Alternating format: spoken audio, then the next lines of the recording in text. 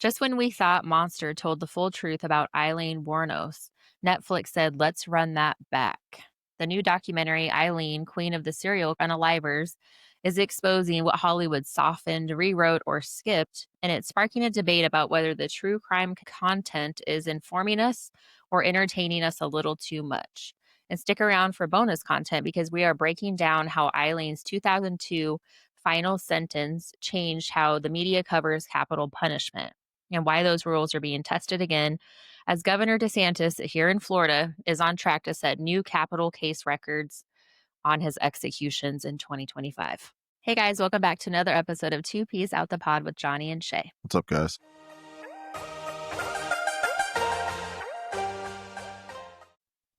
Damn. Well, So we're tying it all together.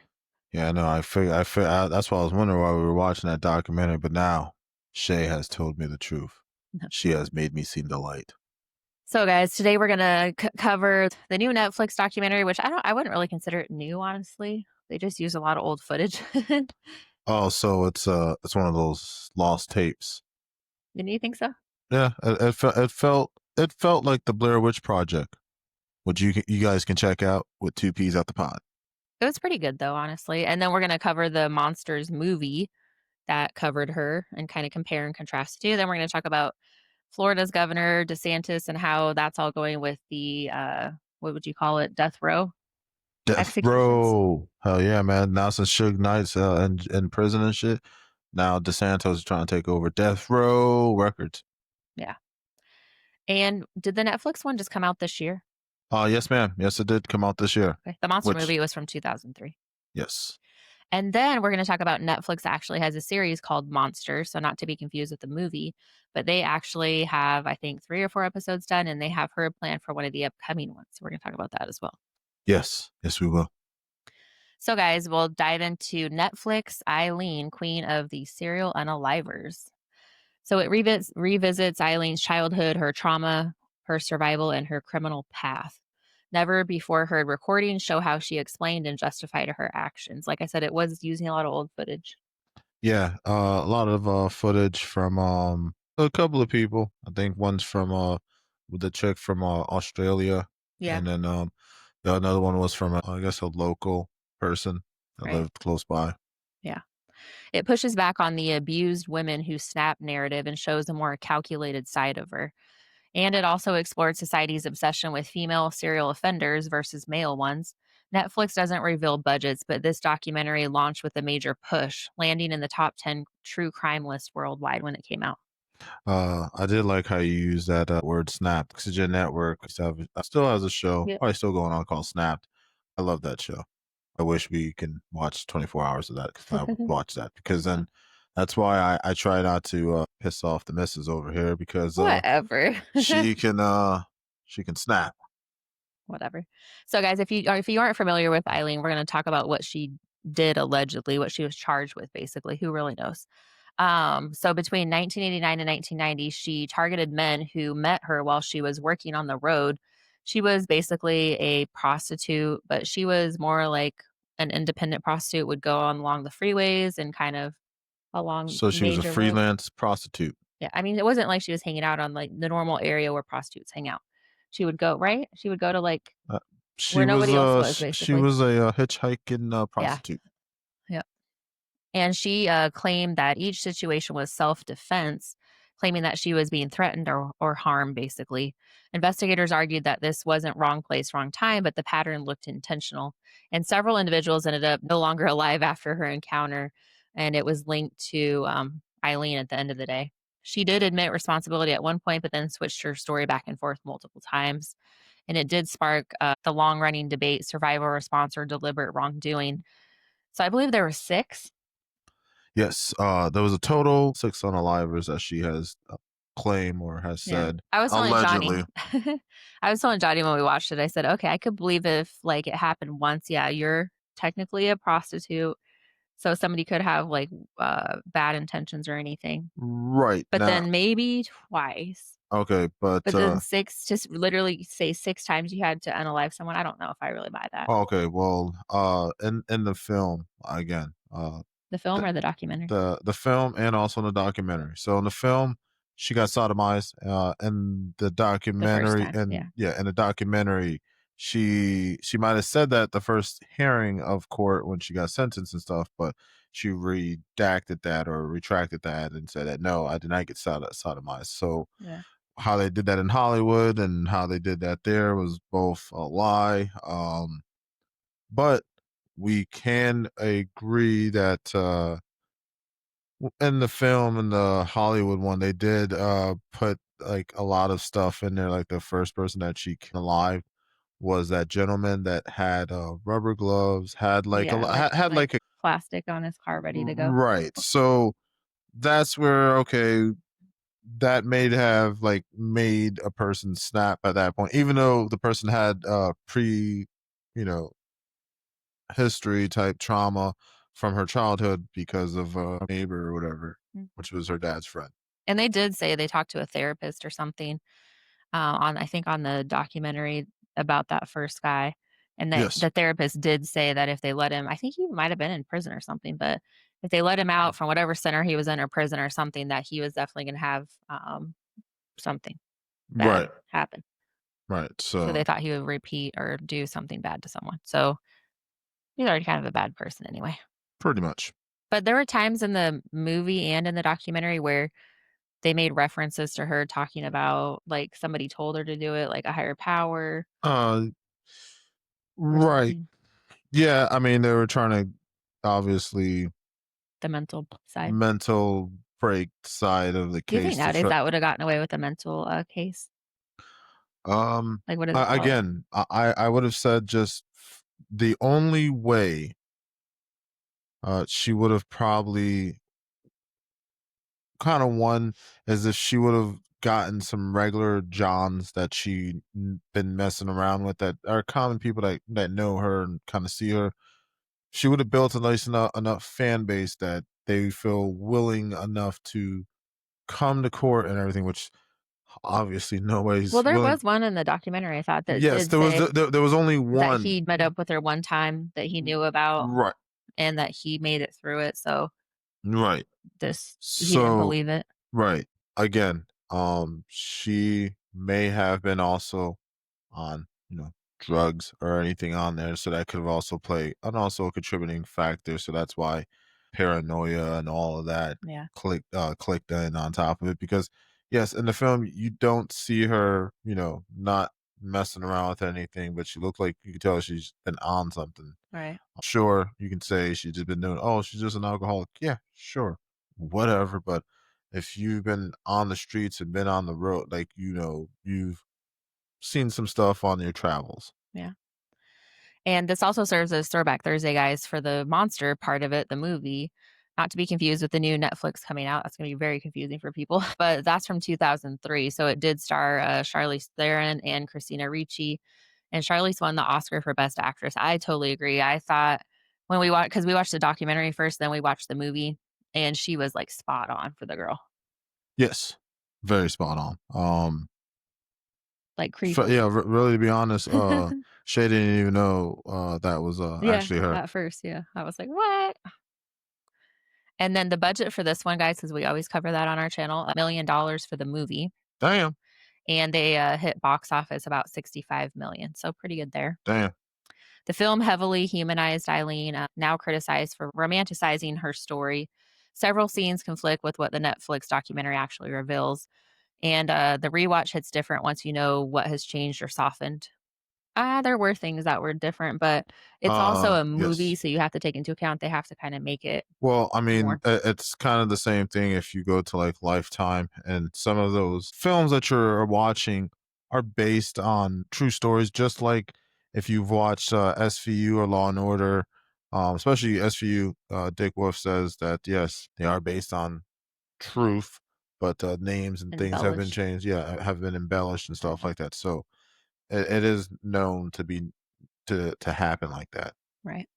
So, guys, that takes us to social media hit list for today, where we're going to show you a couple news stories, and also we're going to show a little bit of the trailer as well. And so, while Johnny's pulling that up, just wanted to say thank you so much for taking a chance and checking out our video. If you guys enjoy what you like, definitely go ahead and hit that like button. consider subscribing, guys, and check out. We have 72 other videos up on our podcast. So go ahead and check some of those out as well. So, first things first is the article that kind of prompted our video. Yes, literally So, did. same thing. Florida bar still haunted by monster serial unaliver Warnos as Netflix documentary airs. And then they call her the queen of the serial killers. And Oh yeah. so these are all kind of trending news articles that came up. I would say, you know how we did the Pamela Anderson. Pamela Anderson looks like she could have played as her too. Yeah, for sure. Had the same hairstyle. And the other thing that was weird too, like that last one on Yahoo. Oh, sorry. Yeah, The go last one on Yahoo said that the documentary made people kind of feel sorry for her because remember the judge was supposed to be a female, and then at the last minute Yes. they like swapped it out for male. Yeah, that right there. I didn't. I felt like I'm a guy. That's no my not my place. But I would say if somebody says, hey John, what would you say? I would be like, well, why didn't you guys go with the girl? I mean, They even interviewed her, and she was just kind of like she was being politically correct, but she was just kind of like, "Well, it is what it is." well, I mean, at that time, look how again you guys are watching an old footage back Right. from the '90s. So But I mean, definitely they made an example out of her. I think there mhm. was stereotypes in there for her being, a working girl or whatever, and that didn't really help her case. Right. So this brought us to we live in Florida, guys. So this brought us to another article that kind of ties into this whole thing because she was actually executed in Florida. And what year Mhm. was it? I believe it was 2002. 2002. So Governor DeSantis, which is our governor here in Florida, I guess we have like an execution record. Yes. So just this year, we've had unalive 15 people, and two more are scheduled this month as the death penalty is in decline across all the other states in the US. So I don't know what it is about him and that, but he's definitely like, once they're convicted, he's just getting them out of there. Where all the other Maybe, states, or maybe you know what it is. I don't know which means that he's here, but I think we it's should a look into lethal that. injection. Oh. So Most states, you go on death row and then you get to appeal like 500 times and you just stay in there till you at 100 years old or something yep. or unalive. But here in Florida, man, don't do anything in Florida, guys, because there's no second chances here. Hell no, man. So Sucks out here. go to the next one. So this is the new monster series that Netflix has, which is not confusing at all based on the movie that already came out about her. But Uh, yeah, Sarah Paulson. yeah, she's going to play. She's gonna play in it, and if anybody knows of her work, she does a fine job on American American Horror Horror Story, yeah. Stories. So this is gonna be season 4 on Netflix. We haven't checked the other ones out, but I think they have Ted Bundy, they have Again, the chainsaw murderer guy. again, you didn't want to watch these because they're Yes, too I know. graphic. I Okay. don't wanna watch the Ted Bundy one. Um, they have the Ed something, he's the chainsaw massacre Yep. guy. I don't know what season 3 is. I don't know. We'll probably watch this one because 'cause I'm pretty interested. Shay's not gonna want to watch it. I'm pretty interested in her story. I think I'll watch it. Maybe we'll watch it. Okay. Anyways, guys, so that's coming out. Do you wanna show your, video? Oh, you want me to show my video? Mhm. So this is a little clip of the Netflix documentary that came out. The hooker from hell terrorized men along Florida's highways. She's a wild, boozing lesbian prostitute. Wild boozing prostitute. Yeah. Wild boozing. It's crazy. She was wild and boozing. I mean, if you've seen the documentary, she was a very cheerful person. So I mean, she did have very charismatic. If somebody would have been a great mom to her, she could have turned out. Yeah. No, I think she They just had a rough start and not to play it down or anything like that, but yeah, just started off on the wrong tracks. Yeah, just gonna play a little bit more of this. In 1997, Eileen said, I'm going to tell you the truth of my life and give you. Yeah, so That's what she looked like. And if you guys look at the monster movie, you'll see what we mean about Charlize Theron. She looks yes, just like her.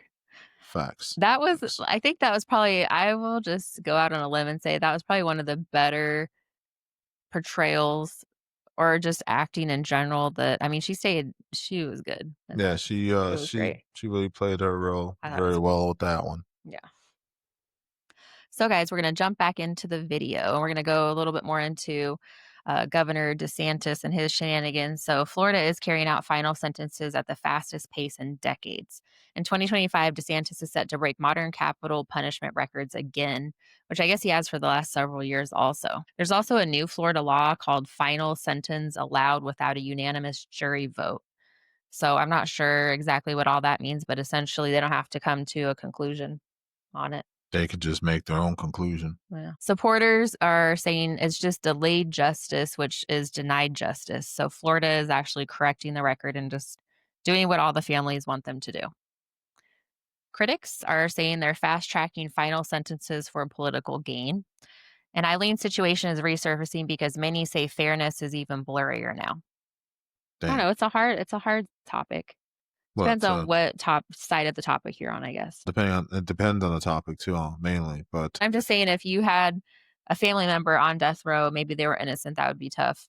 Or if you were a victim's family, it would be tough to just have them sitting there forever. Like, I get it. Yeah, no, I get it too. But I mean, yes, I do believe in an eye for an eye, but Yeah. it depends on the crime. I believe that's where it varies on the crime itself. Like, if for an example, yes, if a stray bullet and you are intentionally trying to unalive somebody and it hits somebody in the incident and it's due to bang bang violence, yeah, you have to take that L. And then, because you got to understand, it's a lesson for anybody that if you're going to use a weapon, then you're going to have to remember it's a double-edged sword. You're also going to die by that weapon too, meaning that if it's a crime or something that you're doing and it comes back, and even if you get away with it, it's going to eat at your soul or drive you mentally mad. Yeah. Well, I think, if you're going to be doing things like that, maybe you should definitely check the state laws too. Go to states that don't have the unalive penalty. Right. And yeah, I believe that, yeah, if you're going to do it that, but again, we can all agree, I believe most Americans would agree that yes, an eye for an eye. I mean, that's Well, that's what they used to do in believe, the olden days, and I think overseas some countries still do too. right. Like, you steal something, you get your arm cut off or whatever, your hand or whatever. So, guys, why female serial offenders get treated differently in pop culture. So, society does see women who harm as rare anomalies, fueling morbid curiosity. True crime media turns them into characters, almost anti heroes. And TikTok edits romanticize basically them. They did this to Eileen too, I guess, now that she's trending again. And then there's always huge backlash that follows. So, we wanted to kind of look up because we were curious, how many men versus women, remember, were unalived on death row. So we did look that up and we found out that she was the third woman that's been executed since 1976. And that was in Florida. In the US, she was the 10th woman that was executed since 1976. Damn. Yeah. So the count, women execution since 1976 in the whole US was 18, and men 1,628. So anyway, so we looked up the ones before, or I guess we should say the ones since she got executed for the women's side because there's less, right? So Velma Barfield in North Carolina, she was executed in 1984 for arsenic poisonings. Carla Faye Tucker in Texas in 1998, she did a pickaxe unalives. Yeah. Whoa. Judy Buenano, she was actually in Florida too. 1998, she was the Black Widow. She poisoned her husband and drowned her paraplegic son, attempted bombing one of her fiancés. Damn. And then Betty Lou Beats in Texas of 2000, she unalived her husband and his remains are found in a wishing well. And her prior husband's remains were also found too. I don't know where. What? Yeah. Christina Riggs in Arkansas in 2000, she unalived both her two children. Wanda Allen in Oklahoma in 2001, she unalived her girlfriend. Damn. Marilyn Plants in 2001, she unalived her husband via his accomplices. So I guess she paid somebody to do it. Damn. Lewis Smith in Oklahoma in 2001, she unalived her son's ex-girlfriend. Jeez. And then Linda Block in Alabama in 2002, she unalived a police officer. So those are all the ones that have happened since Aileen. Wow. And Aileen was in 2002. I kind of figured it was 2002 because I remember hearing about it in my sophomore year. Yeah. She was a very odd woman. Yeah. Very, very But odd. watching the documentary, weren't there times where you're like rooting for her and then you're like, no way. Yeah, And then you're like rooting for her again, and then you're like, Yeah, that's pretty That's much what how I I felt like felt. when we watched both of them. I would straight up give this out of the documentary out of 1 out of 5. I give it a solid 4. The monster movie, it's gonna get a 4 also too. Yeah. I'm sorry, guys. I have Nobody. to say Charlize Theron got a 5 though. Yeah, her acting definitely got a 5 Yeah. for sure. Her acting is just as good as Good Boy. Yeah. Mm-hmm. So, guys, it takes us to bonus content. So, how Eileen's final sentence changed media rules in Florida and why 2025 is bringing it back. So, in 2002, her final sentence became a media spectacle. Well, because it was such a crazy case. Oh yeah. Networks faced backlash for turning the situation into entertainment. Her case forced outlets to create ethics rules for covering capital cases. And Florida's 2025 surge is testing those ethics again. So journalists do fear a repeat of the Eileen effect, spotlighting tragedies for ratings. So they're walking a fine line with that, but hopefully they kind of keep it, a little censored. I don't think that. But our ratings. We need our ratings to go up. Our ratings. I just think Hey, it's not in good taste. These ratings need to go up. Who's gonna tell the shareholder? Are you gonna tell the shareholders? No. Our ratings. Wow. So, guys, Aileen Wuornos' story refuses to fade, and now Netflix, Monster, and Florida's 2025 capital surge have collided into one of the most uncomfortable true crime conversations yet. Are we learning from it or stuck watching a tragic cycle repeat for clicks? And now we have the new Netflix series coming out again with her, so that's probably even going to drum up more drama, I would assume. We'll see how that one goes. Hell yeah, it's gonna drum up some more. And guys, this has been Two Peas Out the Pod. Like, subscribe, and we'll see you on the next one. Peace out, guys.